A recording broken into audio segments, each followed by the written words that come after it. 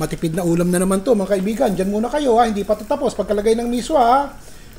Isa na naman pong simpleng lutong bahay ang ating gagawin ngayon mga kaibigan. Mga pinagtagni-tagni kong Ricardo para makabuo po ng isang ulam at nang mairaos natin ang ulam ngayong araw na to. Bawang sibuyas kamatis po, ligisin po natin yung kamatis at ng malanta at na magkasabaw-sabaw. Ilagay na po natin to, isang malaking talong. Halo natin. Kahit siguro isang talong magagawa nyo na ng paraan, hindi po ba? Yan. Pawardi-wardi lang to pero patingin ko masarap po ito. Takpan po natin. Isang itlog. Lalagyan ko po ng tubig. Ito'y kalahating tasang tubig. Dahan-dahan ko pong lalagyan ng harina. Itong nakikita nyong harina, kalahating tasa po ng harina to. Hindi ko muna ilalagay lahat. Lagay pa natin. Todo ko na po. Dahan-dahan ko lang nilalagay at hindi ko alam kung kulang o sapat na o sobra yung harina. Tapos dahan-dahan po natin ilalagay itong ating sardinas dun sa ating butter. Ang ginamit ko pong sardinas yung bang nasa bote na merong olive oil, may kaanghangan ng konti. Pero kung wala po kayo nun, yung regular sardinas na lang, nakiinit na. Dahan-dahan na po nating iprito. Kung yung sardinas sa lata ang gagamitin nyo, palagay ko, 2 lata po ang gagamitin nyo. Tignan nyo, pagkatapos ng ilang minuto, buong-buo na siya, Inaalog-alog ko sa maliit na kawali hindi na kumikibo. Maya-maya yan, talagang mapula at tostado na. Babalik ta rin po natin. Mga 2 minuto, 3 minuto, tignan nyo. Hindi na po siya dumidikit. Mag-ingat po kayo ha, mantika ito. Ang gagawin ko po, ibabaliktad ko. Gumamit na ako ng 2 syanse at baka naman ako mapaknot. Ayan. Mga 2 minuto pa. Talagang tostahin nyo ng maigi at nang masarap yan pag inihalo natin dito sa ating niluluto. Pakita ko sa inyo, sandali lamang. Ayan. Mamaya dudurug-durugin natin yan ng konti.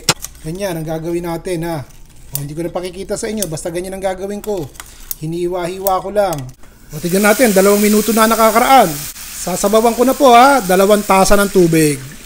Patisan nyo na po, bahala na kayo sa alat. Konting paminta. Walang pilitan ha, maglalagay po ako isang pampalasa, Knorr cube, labong. Ito pong nakita yung labong na ginagamit ko mga kaibigan. Kalahating lata ng labong. Nasa lata po ang nabibili ko dito sa banda ko dini Ito po'y luto na. Napakuluan na.